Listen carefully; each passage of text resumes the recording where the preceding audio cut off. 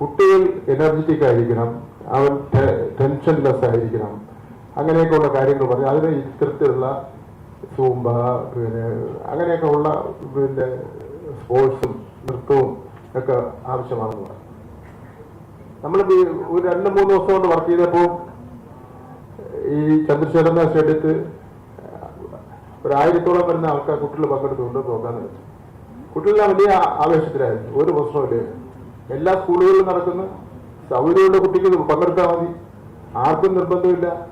കുട്ടികൾ ക്ലാസ് വിട്ട് ഇറങ്ങുമ്പോൾ ഒന്ന് ചാടി ഒന്ന് ഉഷാറായി ഒന്ന് വേർത്ത് വീട്ടിൽ പോകുന്നത് വലിയ സന്തോഷത്തിലാണ്. അപ്പോഴാണ് പുതിയ കണ്ടുപിടുത്തം ഡ്രസ് കോഡ് ശരിയല്ല.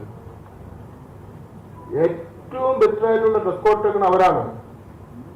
ഇന്നിപ്പോ രാവിലെ സെക്രട്ടേറിയറ്റിന്റെ മുന്നിൽ അവർ വന്ന് ഡാൻസ് ചെയ്തു. അവർ പാന്റ് ഷർട്ട് ഇട്ടുകൊണ്ടാണ് ഡാൻസ് ചെയ്തത്. എന്ന് മാത്രമല്ല, സ്പോർട്സിനും ആർട്സിനും ഒക്കെ തന്നെയുള്ള ഡ്രസ് കോഡ് നിശ്ചയിക്കാൻ വേണ്ടി ആരെങ്കിലും ചുമതലപ്പെടുത്തിയിട്ടുണ്ട്. പല നാട്ടിന്റെ ഡ്രസ് കോഡ് നിശ്ചയിക്കാൻ വേണ്ടി എന്നെ ചുമതലപ്പെടുത്തിയിട്ടുണ്ട്. ചുമതലപ്പെടുത്തിയിട്ടില്ല. അപ്പൊ ഞാനിന്ന് ടെലിവിഷനോട് പറഞ്ഞു, ഈ കാര്യങ്ങളൊക്കെ ചുമതലപ്പെടുത്തിയിട്ടുണ്ടെന്ന് ജനങ്ങളെ തിരഞ്ഞെടുക്കപ്പെട്ട ഒരു ഗവൺമെന്റ് ഉണ്ട്. ആ ഗവൺമെന്റിൽ തിരഞ്ഞെടുക്കപ്പെട്ട മന്ത്രിമാരുണ്ട്. ആ മന്ത്രിമാർ കാര്യങ്ങൾ നോക്കാം. നിങ്ങൾ ചാടിക്കയറി കാര്യങ്ങളൊന്നും ചെയ്യാൻ വേണ്ടി പോകണ്ട. അഥവാ ഈ ചെയ്ത കാര്യങ്ങൾ തെറ്റുണ്ടെങ്കിൽ ഒരു അപേക്ഷ എന്നാൽ നമുക്ക് ചർച്ച ചെയ്ത് എന്താണെന്ന് ഒന്ന് നോക്കാം. അപ്പൊ ഞാൻ പറഞ്ഞത് ഈ നിലയിൽ ഒരു നിവൃത്തിയില്ല.